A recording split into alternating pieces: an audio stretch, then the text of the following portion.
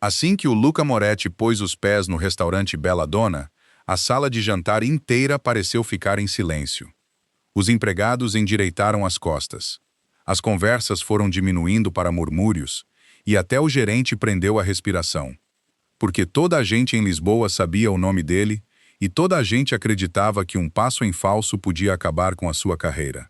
Conhecido como o chefe da máfia mais poderoso da cidade e o homem que a imprensa chamava de Rei de Gelo, Luca passava todas as sextas-feiras à noite na mesma mesa, rodeado mais por medo do que por conversa.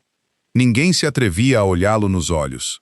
Ninguém, exceto uma nova empregada de mesa, a Charlotte Evans, uma rapariga de formas arredondadas que tinha acabado de começar o seu primeiro turno da noite, completamente alheia ao facto de que uma pergunta gentil sobre a velha corrente de prata debaixo da sua camisa branca iria desvendar um sol partido escondido por trás da máscara mais fria do mundo.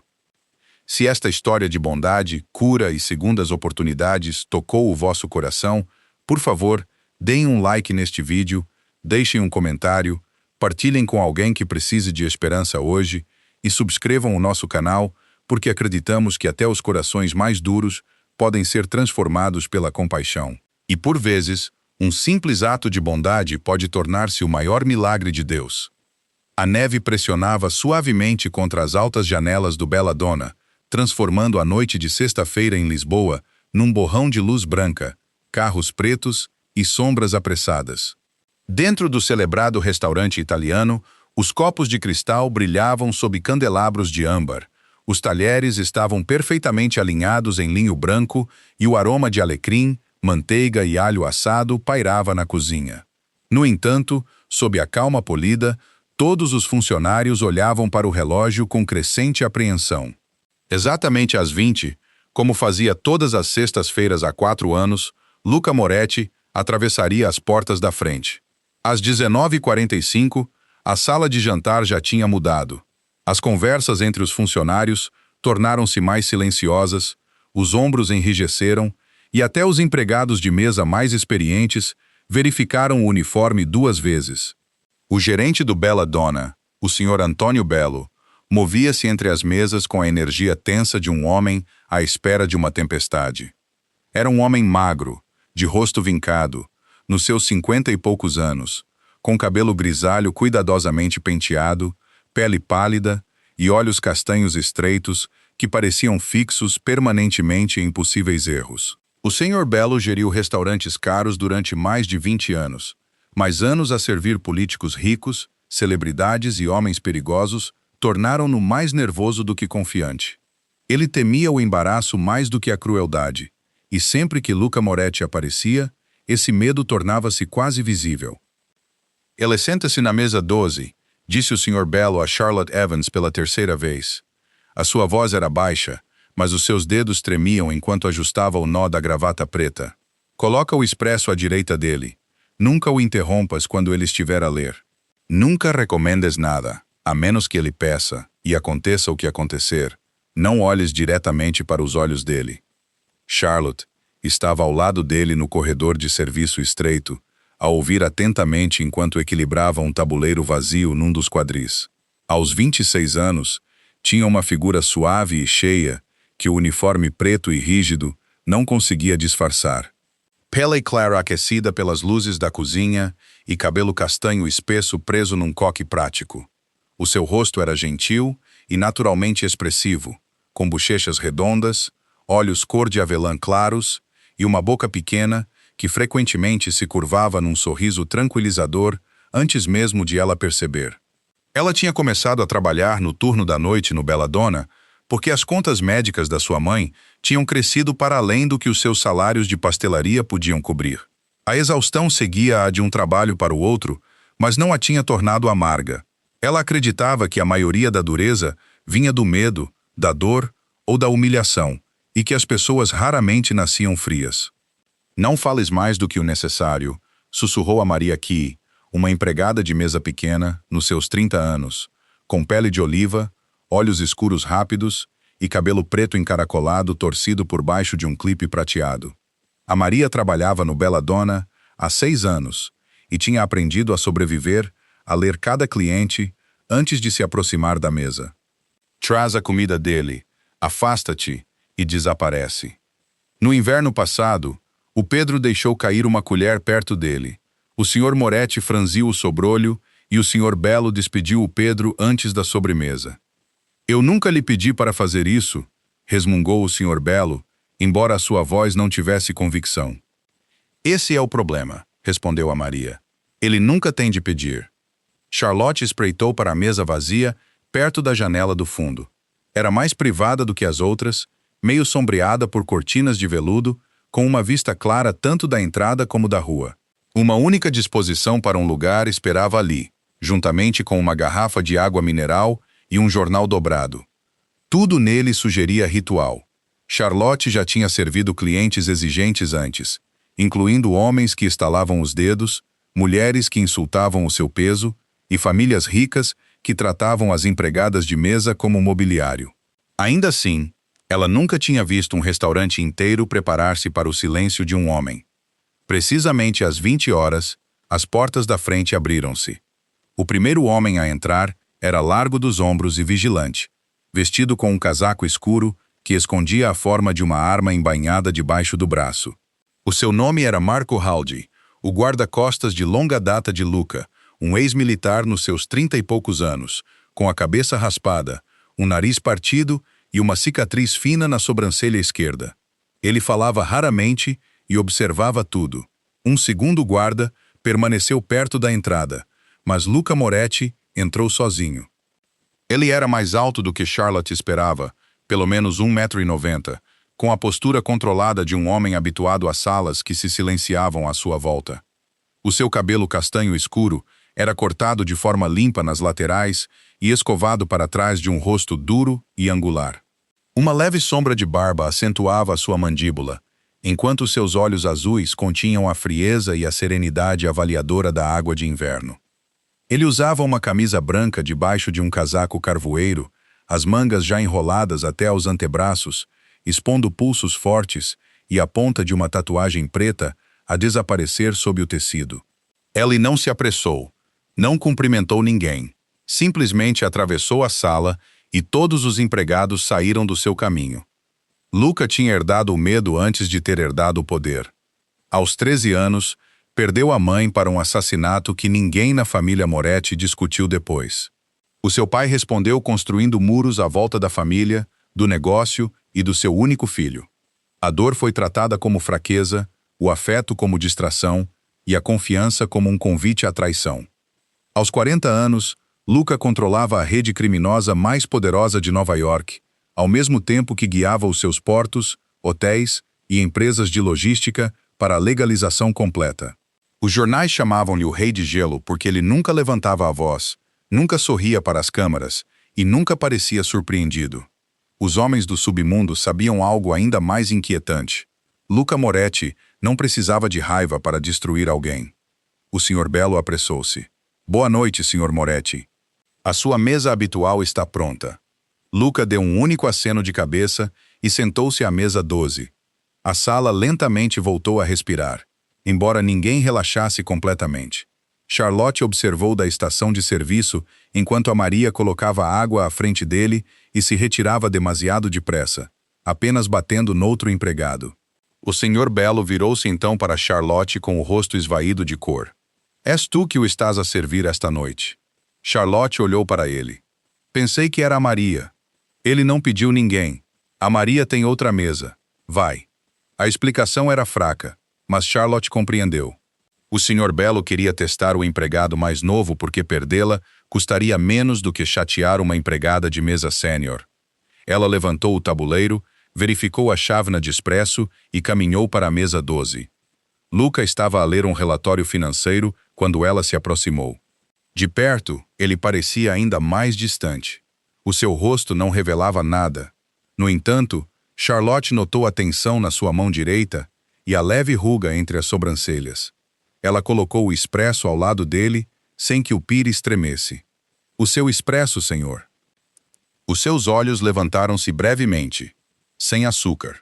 Sem açúcar, disse ela. Ele olhou para a chávena, depois para ela. A maioria dos empregados novos traz na mesma. Eu verifiquei as notas. Não há notas. Charlotte fez uma pausa. Então eu ouvi quando os outros me avisaram. Algo ilegível passou pelo seu rosto. E o que é que eles disseram? Que não gosta de açúcar, coentros, atrasos, perguntas e contato visual. O silêncio que se seguiu parecia perigoso. Do outro lado da sala, o Sr. Belo tinha parado de se mover.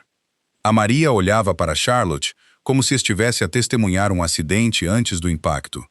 Os olhos azuis de Luca pousaram no rosto dela, mas Charlotte não o desafiou nem desviou o olhar. Ela simplesmente esperou. Pelo menos eles foram completos, disse ele. Charlotte permitiu-se um leve sorriso. O medo torna as pessoas observadoras. A sua expressão endureceu ligeiramente, embora não de raiva. O medo torna as pessoas descuidadas. Ela sentiu que a conversa deveria terminar ali.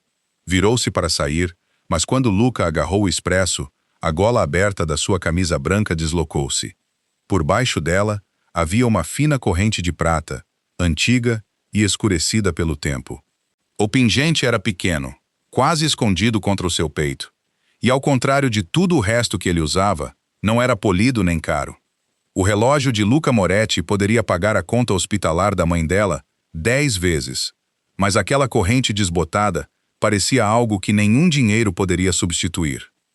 Charlotte parou, antes que o bom senso pudesse alcançar o instinto. Ela já tinha visto aquele tipo de apego antes. A sua mãe ainda guardava a aliança de casamento do pai da Charlotte numa gaveta da cozinha, embrulhada num lenço, fina de tanto ser desdobrada. Foi um presente da sua mãe? Disse uma voz suave.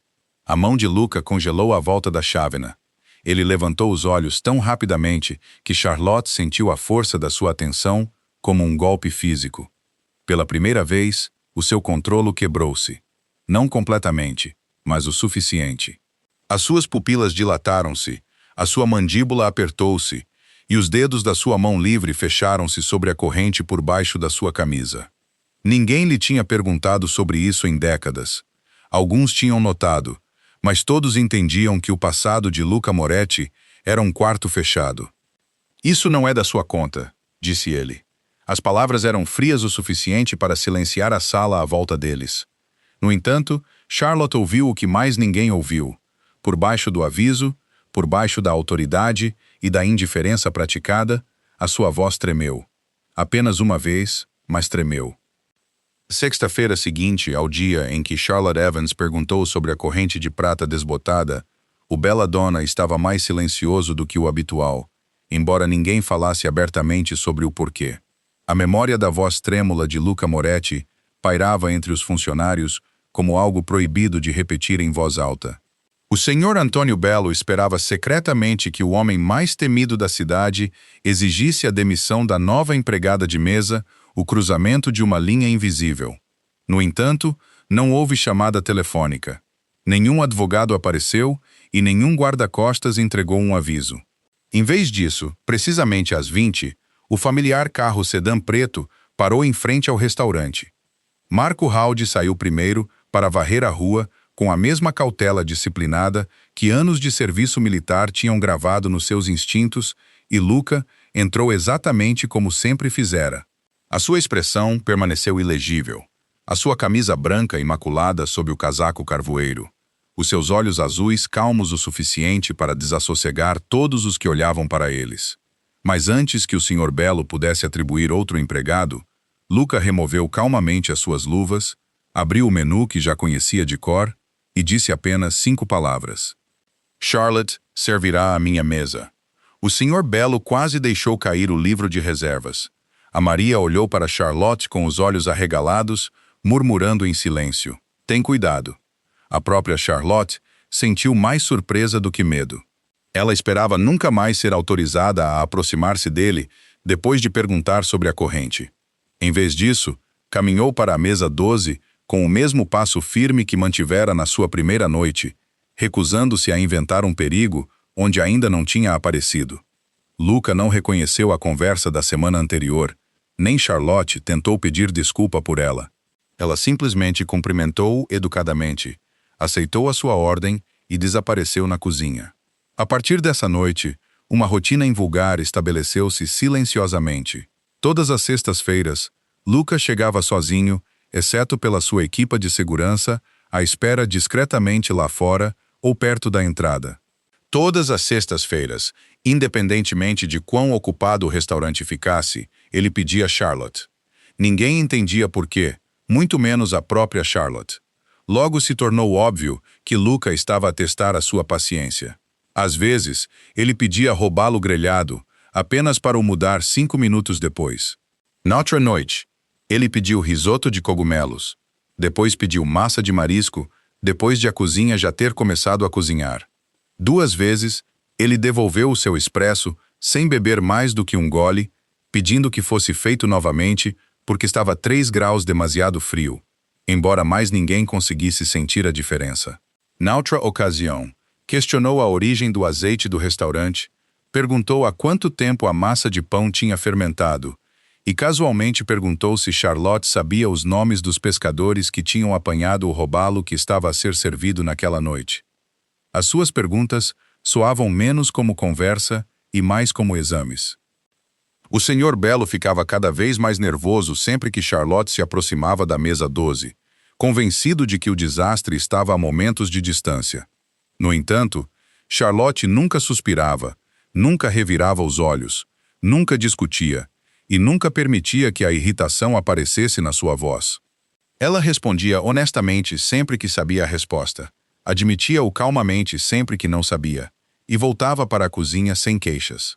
O chefe Roberto Mancini, o chefe executivo do Belladonna, ficou gradualmente fascinado pela estranha relação que se desenrolava na sua sala de jantar. O Roberto era um homem italiano largo dos ombros, nos seus 50 e poucos anos, com cabelo prateado, sobrancelhas grossas, mãos marcadas por décadas de queimaduras e uma voz trovejante que podia assustar aprendizes enquanto os encorajava ao mesmo tempo. Tendo passado quase 35 anos em cozinhas profissionais em Roma, Florença e Nova York, ele acreditava que as pessoas se revelavam mais honestamente através da comida. Depois de observar Luca a alterar repetidamente as suas ordens, o Roberto finalmente resmungou enquanto preparava outro expresso de substituição. Ele não está a testar o menu, ele está a testar a rapariga. Charlotte olhou para cima, a polir copos, intrigada. O Roberto encolheu os ombros. Algumas pessoas fazem perguntas porque querem respostas. Outras fazem perguntas porque querem descobrir se alguém muda quando a vida se torna inconveniente. Tu não mudaste. Charlotte ponderou aquelas palavras muito depois de o seu turno terminar. Ela percebeu que também tinha estado a observar Luca silenciosamente, embora nunca intencionalmente. Notou que ele removia sempre o relógio antes de começar o jantar, colocando-o precisamente ao lado do seu guardanapo dobrado. Notou que ele nunca tocava em pratos que contivessem coentros, mesmo quando estes apareciam apenas como decoração. Sem que ninguém lhe dissesse, ela começou a pedir à cozinha para os omitir de todas as encomendas preparadas para ele. Aprendeu que ele bebia apenas expresso sem açúcar e que mesmo um pacote de açúcar permanecia intocado ao lado da chávena. Mais curioso de tudo, ele sempre pedia uma cesta extra de pão fresco. O Belladonna assava o seu pão todas as tardes usando a receita de 40 anos do Roberto, enchendo a sala de jantar com o aroma reconfortante de farinha quente, manteiga e azeite. Luca agradecia a Charlotte sempre que ela colocava a cesta ao lado dele. No entanto, depois de arrancar um pedaço distraído, ele quase nunca comia mais um bocado.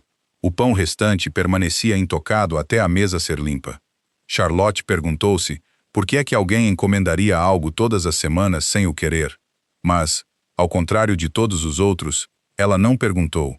Ela simplesmente lembrou-se. Semanas passaram silenciosamente sob o ritmo das noites de sexta-feira. Outros funcionários gradualmente pararam de ver a mesa 12 como um campo de batalha e começaram a notar algo muito mais estranho. Luca já não dispensava Charlotte depois de receber a sua ordem. Ocasionalmente, ele fazia perguntas breves não relacionadas com comida. "Como está a sua mãe?" perguntou ele numa noite sem desviar os olhos do seu jornal. Charlotte piscou os olhos antes de responder que a condição da sua mãe era estável. Noutra semana, ele perguntou se a pastelaria onde ela trabalhava de manhã tinha sobrevivido à recente tempestade de neve.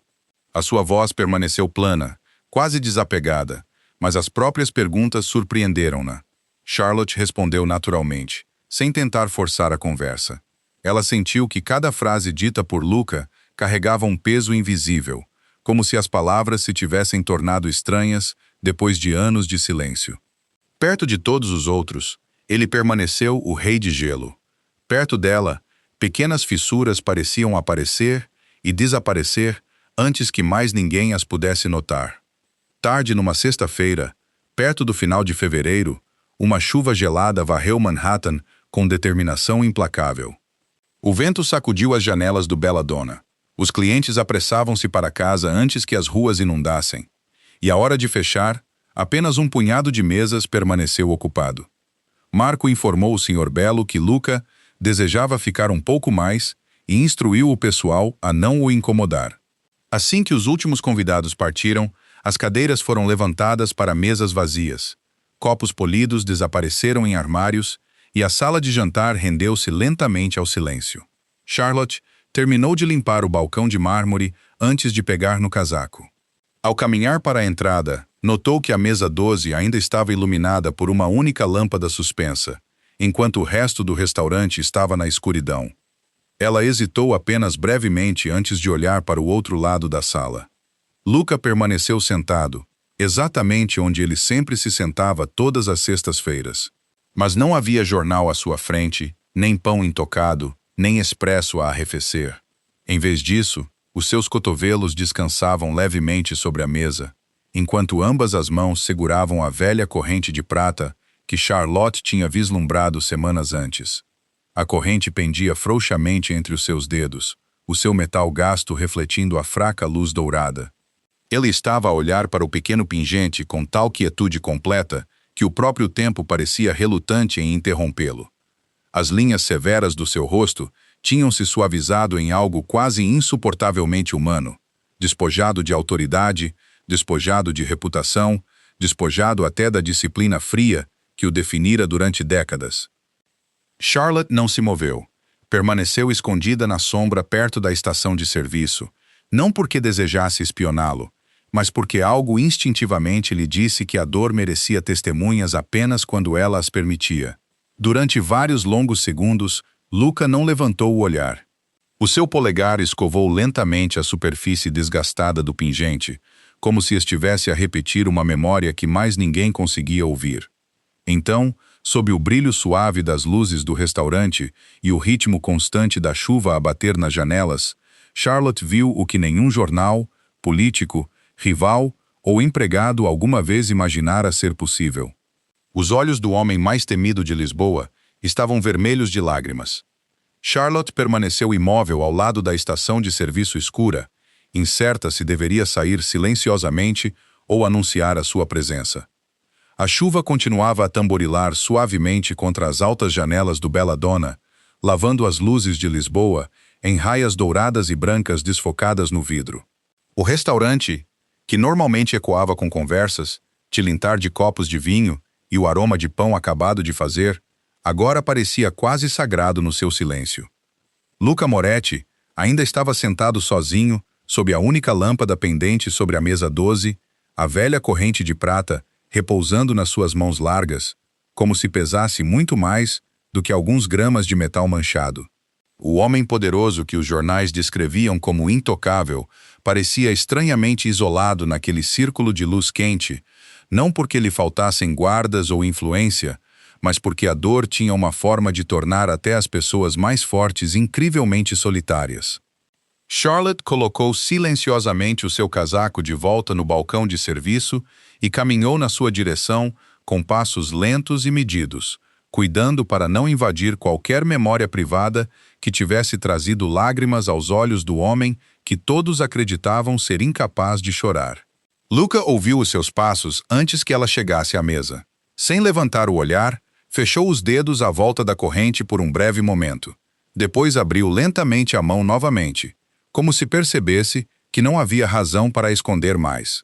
Charlotte parou a vários metros de distância, em vez de se sentar sem permissão. Não ofereceu desculpa por ter visto as suas lágrimas, nem tentou desajeitadamente disfarçar. O seu silêncio calmo parecia mais respeitoso do que qualquer palavra cuidadosamente ensaiada poderia ter sido. Após quase um minuto, Luca finalmente ergueu os olhos para ela, e embora a vermelhidão à volta deles não tivesse desaparecido completamente, a familiar máscara de compostura já tinha começado a regressar ao seu rosto. "Tu ficaste", disse ele calmamente. Charlotte assentiu. "Eu não tinha certeza se querias ficar sozinho." Luca olhou de volta para a corrente antes de responder numa voz quase demasiado suave para pertencer ao temido governante do submundo de Lisboa.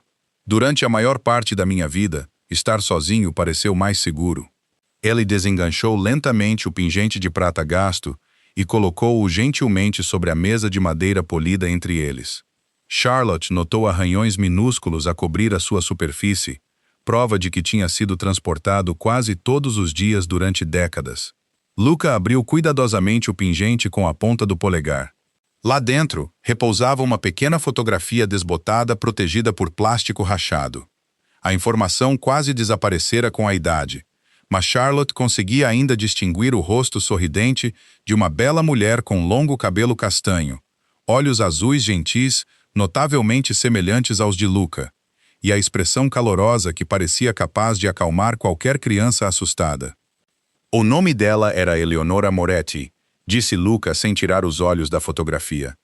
Ela acreditava que cada problema podia ser resolvido se as pessoas estivessem dispostas a ouvir antes de julgar. "Quando eu era jovem, ela costumava dizer-me que força sem bondade, eventualmente, destrói-se a si mesma." E ele sorriu muito ligeiramente, embora a expressão carregasse mais tristeza do que alegria. "Passei anos a fingir que tinha esquecido aquelas palavras." Charlotte estudou a pequena fotografia com respeito silencioso, mas nunca alcançou. Ela compreendeu instintivamente que algumas memórias pertenciam apenas às pessoas que as carregavam. Luca permaneceu em silêncio por vários momentos antes de continuar, como se falar cada frase exigisse reabrir feridas que nunca tinham realmente cicatrizado. "Ela foi assassinada quando eu tinha 13 anos, admitiu finalmente. Numa tarde, ela saiu para visitar um evento de caridade. Ela nunca voltou para casa. A sua voz permaneceu controlada.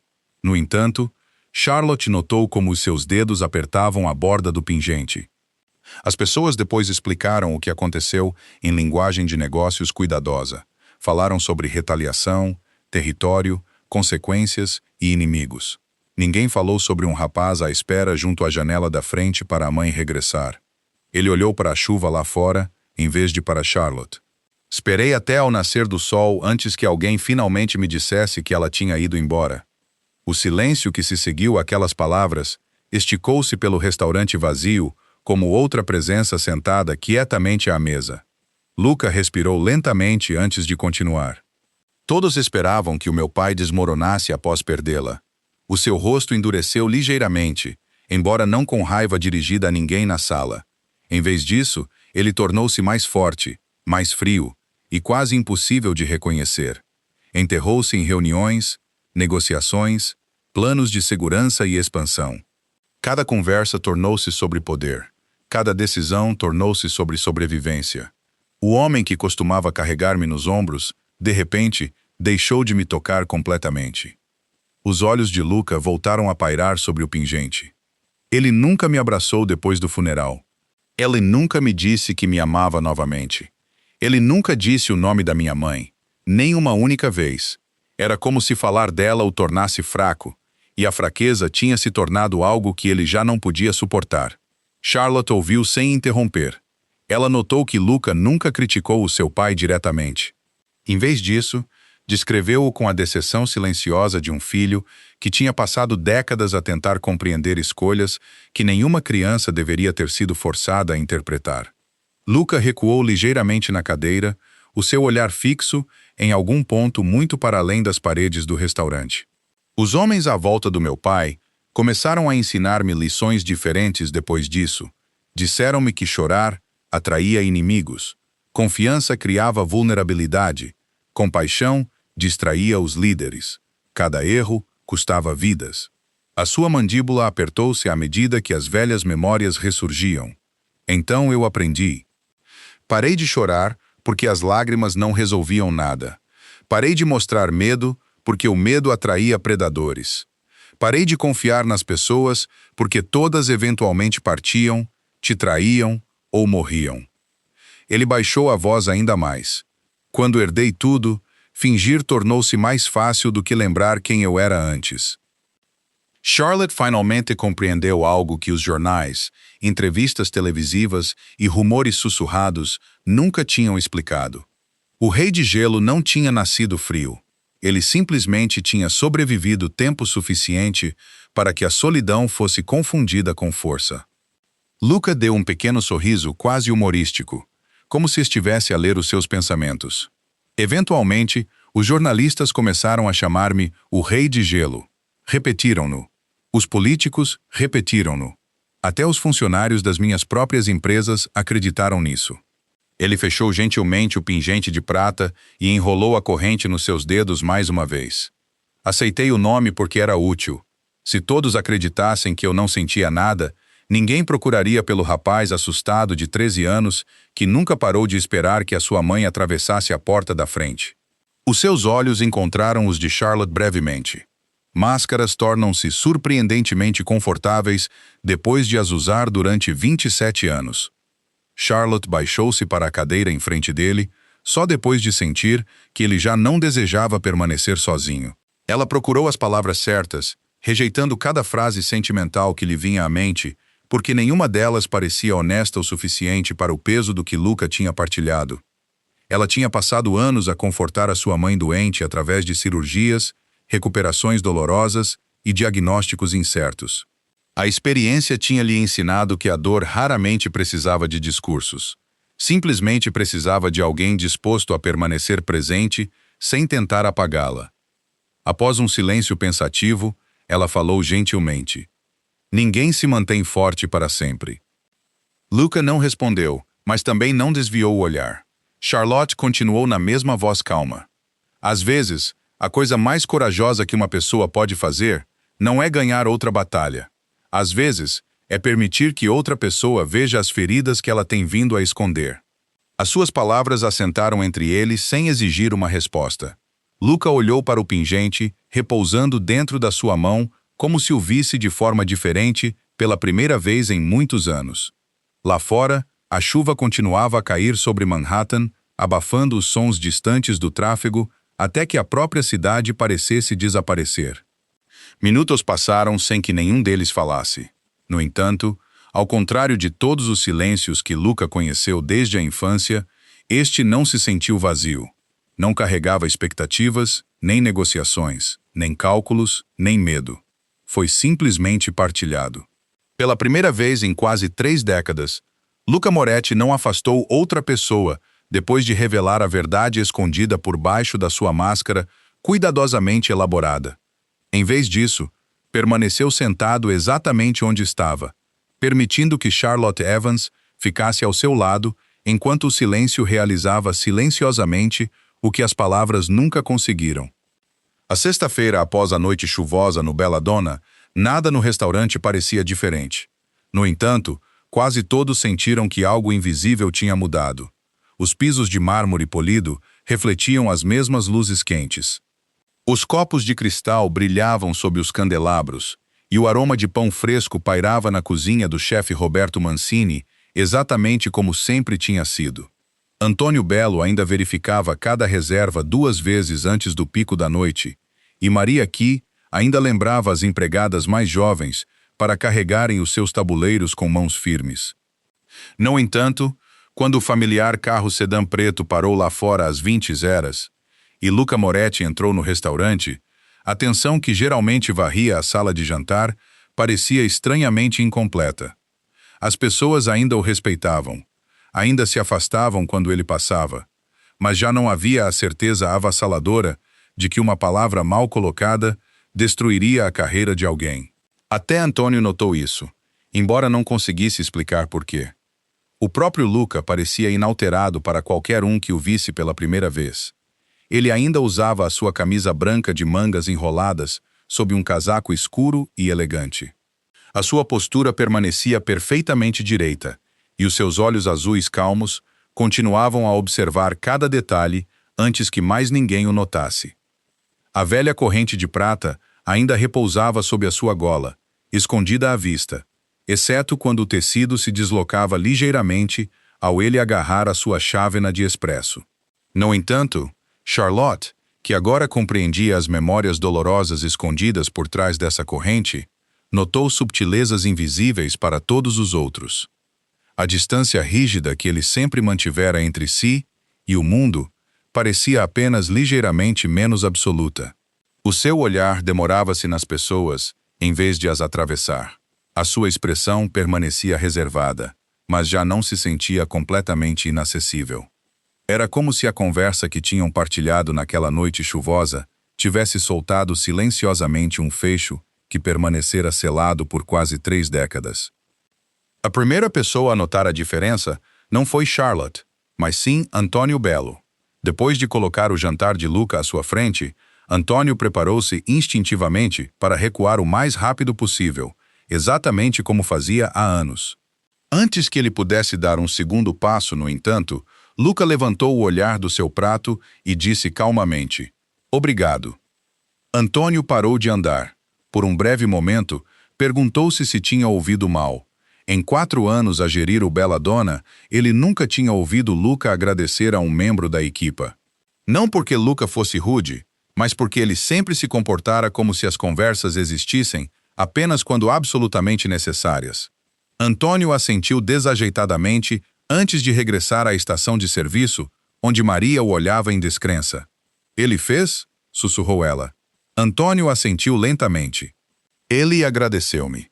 Nenhum deles falou novamente durante vários segundos. À medida que as semanas passavam, pequenos momentos como esse acumulavam-se silenciosamente. Luca começou a agradecer aos empregados de mesa depois de lhes reabastecer o copo de água. Ele reconhecia a recepcionista com um aceno de cabeça educado em vez de passar por ela em silêncio. Numa sexta-feira à noite, depois de provar o pão de alecrim acabado de fazer de Roberto, ele perguntou inesperadamente se o chefe tinha alterado o tempo de fermentação. Roberto saiu da cozinha esperando críticas, limpando farinha das suas mãos marcadas por uma vida inteira a cozinhar num avental branco já manchado. Em vez disso, Luca observou calmamente que o pão possuía uma textura mais rica do que antes, e perguntou como Roberto a tinha alcançado. O chefe mais velho, que tinha passado décadas a alimentar políticos, celebridades e homens de negócios sem nunca receber curiosidade genuína, encontrou-se a discutir fermento de massa e farinha italiana com o homem mais temido de Lisboa. Quando a conversa terminou, Luca simplesmente assentiu e disse: "Está excelente." Roberto observou-o regressar à sua refeição antes de resmungar silenciosamente para si mesmo. "Agora já vi tudo." Charlotte nunca mencionou a conversa que partilharam durante a tempestade, nem Luca. O seu entendimento permaneceu não dito, quase protegido pelo próprio silêncio. Ela continuou a lembrar todas as pequenas preferências que ele nunca precisou de repetir. O seu expresso chegava sempre sem açúcar. A cozinha preparava automaticamente todos os pratos sem coentros antes mesmo de ele pedir. A cesta extra de pão continuava a aparecer ao lado do seu prato todas as sextas-feiras, embora ele ainda raramente comesse mais do que um único pedaço. Ocasionalmente, Luca perguntava como a mãe de Charlotte estava a recuperar de mais uma ronda de exames. Charlotte apreciava a bondade, mas preocupava-se privadamente porque as respostas nunca melhoravam. A condição cardíaca da sua mãe piorava gradualmente, e todos os especialistas recomendavam uma cirurgia que custava muito mais do que Charlotte alguma vez poderia ganhar a trabalhar em 2 empregos. Ela nunca pediu ajuda a Luca, nunca insinuou as suas dificuldades financeiras e nunca esperou que mais ninguém carregasse fardos que pertenciam à sua família. Em Manhattan, dentro da sede do Grupo Moretti, outra conversa desenrolou-se silenciosamente sem que Charlotte soubesse. A Fundação Moretti ocupava vários andares dentro da sede da empresa, gerindo subsídios educacionais, parcerias hospitalares e projetos de caridade financiados pelo Império de Negócios Legais de Luca. A diretora executiva da fundação, Eleonora Brooks, era uma mulher digna, nos seus 60 anos, com cabelo prateado cuidadosamente cortado, olhos verdes pensativos, atrás de óculos de leitura finos, e um profissionalismo calmo, desenvolvido durante 40 anos em administração de saúde sem fins lucrativos. Ela conhecia Luca desde que ele era adolescente e tinha testemunhado as paredes emocionais que ele passou décadas a construir à sua volta. Portanto, quando Luca pediu pessoalmente uma reunião privada sobre um único caso médico, Eleonora compreendeu imediatamente que algo invulgar tinha acontecido. Luca colocou uma pasta hospitalar fina sobre a sua secretária. Lá dentro estavam os registros médicos da mãe de Charlotte, recomendações de especialistas e orçamentos para a cirurgia de que ela desesperadamente necessitava. "Aprovem tudo", disse Luca simplesmente. Eleonora revisou os documentos por vários momentos silenciosos antes de olhar de volta para ele. "A fundação deve contactar a família diretamente?" perguntou ela. Luca abanou lentamente a cabeça. "Não, eles acreditarão que um doador anônimo contribuiu através de um dos nossos programas de assistência médica." Eleonora estudou o seu rosto cuidadosamente. "E se a senhorita Evans descobrir a verdade?"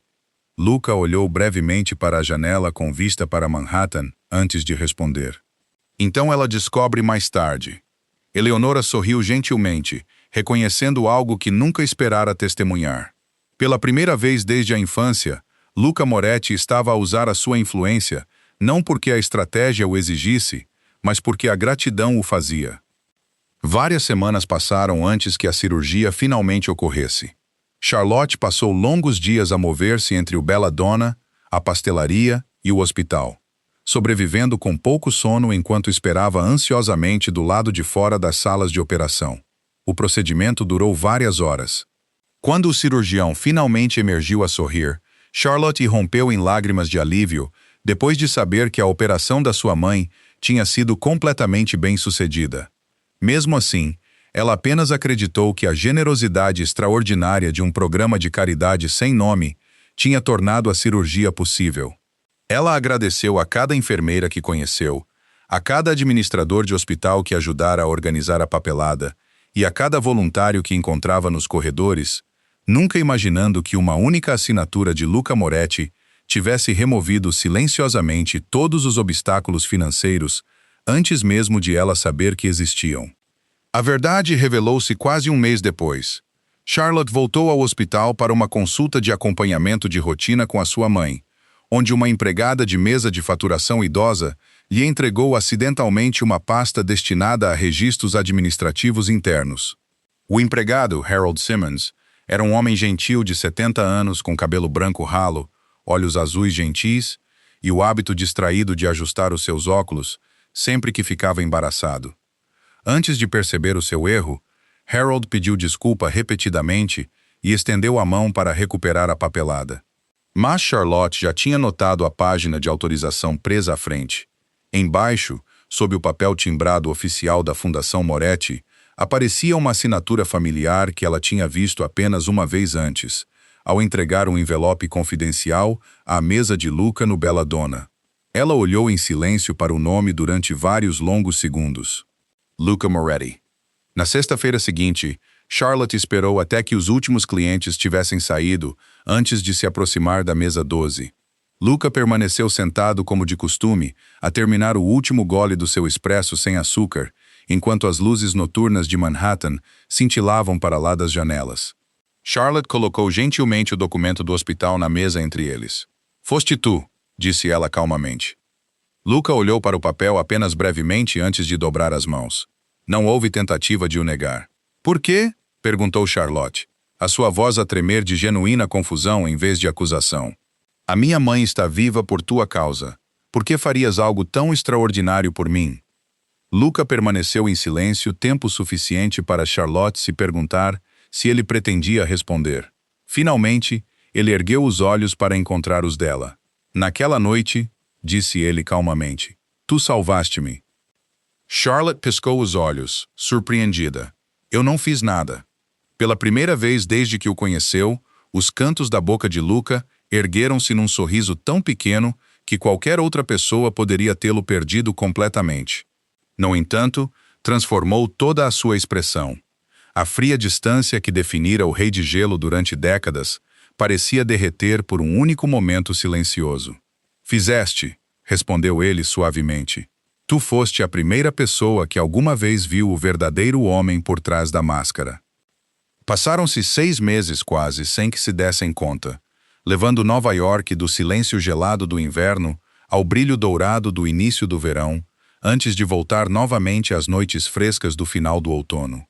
Durante esse tempo, Luca Moretti continuou a guiar o Grupo Moretti nas suas fases finais de legalização, transformando um império outrora temido pela sua influência subterrânea num que era cada vez mais respeitado pelos seus negócios legítimos, investimentos de caridade e contribuições econômicas para a cidade.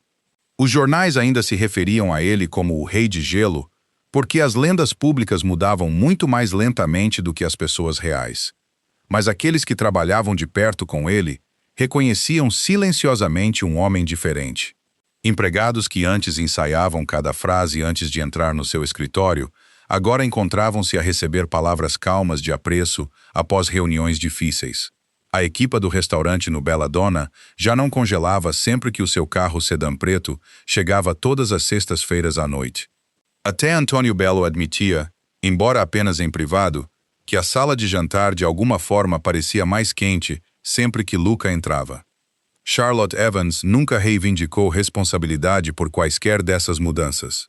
Ela simplesmente continuou a tratar Luca exatamente como sempre fizera, servindo o seu expresso sem açúcar, omitindo coentros de todos os pratos, colocando pão fresco ao seu lado, embora ele ainda raramente tocasse em mais do que um único pedaço, e falando com ele não como uma lenda ou bilionário, mas como o homem quieto que ainda carregava a fotografia da sua mãe, perto do seu coração.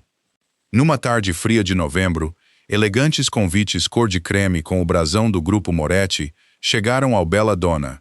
Antônio Bello abriu cuidadosamente o envelope, esperando outro pedido de reserva corporativa, apenas para descobrir algo completamente diferente. Todos os funcionários do restaurante tinham sido convidados a comparecer ao baile anual de fim de ano do Grupo Moretti, um evento geralmente reservado para executivos da empresa, investidores internacionais, funcionários do governo, diretores de hospital, presidentes de universidades e líderes das maiores organizações de caridade de Nova York. O convite não trazia explicação para além de uma simples nota a solicitar a presença de toda a equipa do Bella Donna como convidados de honra. Confusas conversas espalharam-se imediatamente pelo restaurante. Maria perguntou-se se a cozinha tinha ganho um prêmio. O chefe Roberto insistiu brincando que alguém finalmente tinha reconhecido seu pão como digno de um feriado nacional. O próprio Antônio admitiu que não fazia absolutamente ideia por que é que uma das empresas mais ricas da América desejava homenagear um único restaurante. Charlotte aceitou o seu convite com curiosidade silenciosa, nunca imaginando que a noite tivesse algo a ver com ela. O baile teve lugar dentro do grande salão Moretti, localizado no último andar da sede da empresa, com vista para o cintilante horizonte de Manhattan. Candelabros de cristal refletiam milhares de pequenas luzes sobre pisos de mármore polido, enquanto uma orquestra ao vivo enchia o vasto salão com música clássica suave. Mais de 500 convidados reuniram-se sob faixas a celebrar mais um ano de expansão de negócios bem-sucedida, parcerias de caridade e transformação legal. Charlotte sentiu-se quase sobrecarregada pela elegância à sua volta. Usava um simples vestido de noite azul marinho que complementava a sua pele clara sem chamar atenção desnecessária. O seu cabelo castanho repousava suavemente sobre os seus ombros, em vez de estar preso num coque prático que ela usava sempre enquanto trabalhava. Apesar do luxo à sua volta, ela permaneceu exatamente a mesma mulher calorosa e humilde que tinha passado anos a equilibrar 2 empregos para cuidar da sua mãe. Roberto ajustou orgulhosamente o seu smoking, talvez pela 10ª vez naquela noite, enquanto Maria admitia silenciosamente que nunca antes tinha comparecido a um evento onde cada garfo parecesse mais caro do que o seu aluguer mensal. À medida que a noite avançava, discursos celebravam o crescimento financeiro, parcerias internacionais e investimentos comunitários bem-sucedidos. Finalmente, o mestre de cerimônias aproximou-se do pódio para apresentar o presidente da empresa. O seu nome era Daniel Foster, um cavalheiro alto e de cabelo prateado, nos seus meados dos 60 anos, com postura refinada, olhos castanhos profundos e a confiança calma de alguém que tinha passado décadas a apresentar-se perante líderes mundiais. Daniel servira como diretor de comunicações do Grupo Moretti durante quase 20 anos e compreendia melhor do que quase qualquer um o quanto Luca protegia a sua privacidade. Portanto, até Daniel parecia ligeiramente surpreendido ao dar as boas-vindas à audiência, ao que ele descreveu apenas como um anúncio profundamente pessoal. Momentos depois, Luca Moretti subiu ao palco, vestido como sempre num fato preto perfeitamente cortado com a sua familiar camisa branca por baixo. Ele carregava-se com a mesma autoridade silenciosa que o definira durante anos. No entanto, Charlotte notou imediatamente uma diferença. Pela primeira vez desde que o conheceu, a velha corrente de prata repousava abertamente por fora da sua camisa, em vez de escondida por baixo dela. O salão caiu completamente em silêncio. Os convidados esperavam outro discurso sobre investimentos, expansão corporativa ou iniciativas de caridade. Em vez disso, Luca olhou lentamente pela audiência antes de falar na voz calma que outrora intimidara uma cidade inteira. A maioria das pessoas acredita que sabe quem eu sou, começou ele. Os jornais descrevem-me, as entrevistas televisivas analisam-me, relatórios de negócios medem as minhas decisões. Rivais contam histórias sobre mim. Ele fez uma pausa, permitindo que o silêncio se instalasse naturalmente por todo o enorme salão. A verdade é que eles só conheceram a máscara. Muitos convidados trocaram olhares confusos, incertos para onde o discurso estava a levar. Luca então virou os seus olhos para a mesa onde os funcionários do Belladonna estavam sentados juntos. Charlotte instintivamente olhou para trás de si, acreditando que ele devia estar a dirigir-se a outra pessoa. Em vez disso, ele encontrou o seu olhar diretamente. Há alguém nesta sala, continuou Luca, que nunca viu o chefe da máfia. Ela nunca viu o poder. Ela nunca viu o dinheiro. Charlotte sentiu todos os olhos no salão a virarem-se gradualmente para ela. As suas bochechas aqueceram de embaraço ao perceber que não havia possibilidade de passar despercebida. A expressão de Luca suavizou com uma sinceridade que quase ninguém presente alguma vez testemunhara. Ela apenas viu um filho que ainda sentia falta da sua mãe. A sala ficou tão silenciosa que até a orquestra permaneceu perfeitamente imóvel. Charlotte lembrou-se da noite chuvosa dentro do Belladonna, da fotografia desbotada escondida dentro do pingente de prata e do solitário rapaz de 13 anos que esperara durante uma noite inteira por uma mãe que nunca voltaria. Nesse momento, ela compreendeu que Luca já não falava apenas com ela. Ele estava finalmente a permitir que o mundo conhecesse a pessoa que ele tinha escondido por quase 3 décadas. Luca afastou-se do pódio e caminhou para a mesa de Charlotte. Centenas de convidados influentes observaram espantados enquanto o homem mais reservado de Nova York parava perante uma empregada de mesa em vez de um ministro do governo ou um executivo internacional. Charlotte instintivamente levantou-se, incerta do que deveria fazer. Luca estendeu a mão com respeito silencioso em vez de cerimônia dramática. Obrigado, disse ele simplesmente, a sua voz a percorrer o salão silencioso. Não porque mudaste a minha vida numa noite. Mudaste-a ao lembrar-me que eu ainda tinha uma. Os olhos de Charlotte encheram-se de emoção. Ela gentilmente abanou a cabeça, ainda incapaz de aceitar a importância que ele dava às suas conversas. Eu só ouvi, sussurrou ela. Luca respondeu com o mesmo pequeno e genuíno sorriso que ela vira uma vez antes dentro do restaurante vazio. Às vezes, esse é o presente mais raro que um ser humano pode receber. Após vários momentos silenciosos, Luca regressou ao palco para o anúncio final da noite. Atrás dele, o enorme ecrã mudou da apresentação financeira anual da empresa para uma única fotografia de uma mulher sorridente, com cabelo castanho e olhos azuis gentis. A imagem era inconfundivelmente a mesma que Charlotte vira dentro do pingente de prata meses antes. Luca olhou para a fotografia antes de se dirigir novamente à audiência. A maioria das pessoas acredita que sabe quem eu sou, começou ele. Os jornais descrevem-me. As entrevistas televisivas analisam-me. Relatórios de negócios medem as minhas decisões. Rivais contam histórias sobre mim. Ele fez uma pausa, permitindo que o silêncio se instalasse naturalmente por todo o enorme salão. A verdade é que eles só conheceram a máscara. Muitos convidados trocaram olhares confusos, incertos para onde o discurso estava a levar. Luca então virou os seus olhos para a mesa onde os funcionários do Belladonna estavam sentados juntos. Charlotte instintivamente olhou para trás de si, acreditando que ele devia estar a dirigir-se a outra pessoa. Em vez disso, ele encontrou o seu olhar diretamente. Há alguém nesta sala, continuou Luca, que nunca viu o chefe da máfia. Ela nunca viu o poder. Ela nunca viu o dinheiro. Charlotte sentiu todos os olhos no salão a virarem-se gradualmente para ela. As suas bochechas aqueceram de embaraço ao perceber que não havia possibilidade de passar despercebida. A expressão de Luca suavizou com uma sinceridade que quase ninguém presente alguma vez testemunhara. Ela apenas viu um filho que ainda sentia falta da sua mãe. A sala ficou tão silenciosa que até a orquestra permaneceu perfeitamente imóvel.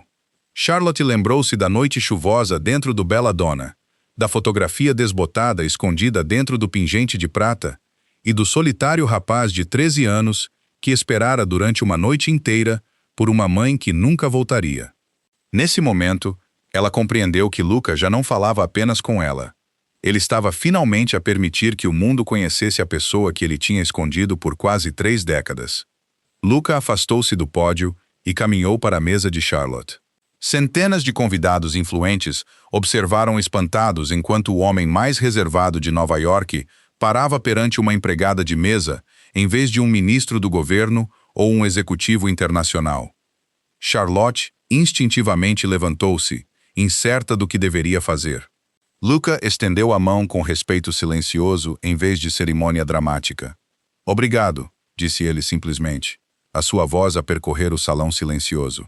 Não porque mudaste a minha vida numa noite. Mudaste-a ao lembrar-me que eu ainda tinha uma. Os olhos de Charlotte encheram-se de emoção. Ela gentilmente abanou a cabeça, ainda incapaz de aceitar a importância que ele dava às suas conversas. Eu só ouvi, sussurrou ela. Luca respondeu com o mesmo pequeno e genuíno sorriso que ela vira uma vez antes dentro do restaurante vazio. Às vezes, esse é o presente mais raro que um ser humano pode receber. Após vários momentos silenciosos, Luca regressou ao palco para o anúncio final da noite. Atrás dele, o enorme ecrã mudou da apresentação financeira anual da empresa para uma única fotografia de uma mulher sorridente, com cabelo castanho e olhos azuis gentis. A imagem era inconfundivelmente a mesma que Charlotte vira dentro do pingente de prata meses antes. Luca olhou para a fotografia antes de se dirigir novamente à audiência. A minha mãe acreditava que as feridas emocionais merecem tratamento tanto quanto as físicas. Infelizmente, demasiadas crianças crescem acreditando que a dor é algo que devem sobreviver sozinhas. Ele fez uma breve pausa antes de continuar. Hoje, em sua memória, o Grupo Moretti está a fundar a Fundação Esperança Eleonora Moretti. O anúncio apareceu no ecrã enquanto os convidados assistiam atentamente. Luca explicou que a nova fundação forneceria cuidados psicológicos de longo prazo para crianças que tinham perdido pais ou familiares próximos, ao mesmo tempo que oferecia assistência financeira, aconselhamento e apoio prático a famílias em dificuldades que enfrentavam dificuldades avassaladoras. O salão irrompeu em aplausos sinceros, não porque outra organização de caridade tivesse sido criada, mas porque todos os presentes sentiram que a fundação representava algo muito maior do que filantropia. Representava o momento em que um homem finalmente transformou décadas de dor escondida em esperança para incontáveis outros. Enquanto os aplausos continuavam sob os candelabros cintilantes, Luca tocou brevemente na velha corrente de prata repousando sobre o seu coração.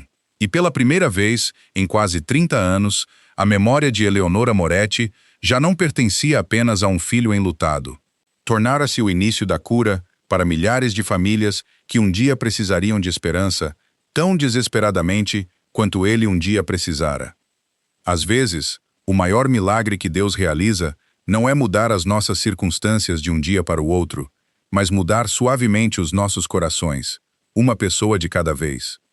Luca acreditava que a força significava esconder a sua dor para sempre. Mas Deus colocou uma alma comum e bondosa no seu caminho para o lembrar que a cura começa no momento em que permitimos que alguém veja as nossas feridas. Nas nossas próprias vidas, podemos nunca saber como um pequeno ato de compaixão, um ouvido atento ou uma pergunta simples pode tornar-se a resposta à oração silenciosa de alguém.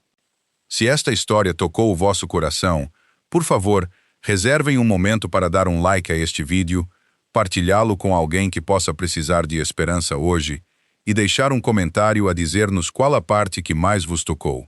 Não se esqueçam de subscrever o canal para mais histórias inspiradoras sobre bondade, redenção e segundas oportunidades. Que Deus vos abençoe, proteja a vossa família, encha o vosso coração de paz e vos lembre que mesmo na vossa estação mais escura, o seu amor está sempre a trabalhar de formas que ainda não consegue ver.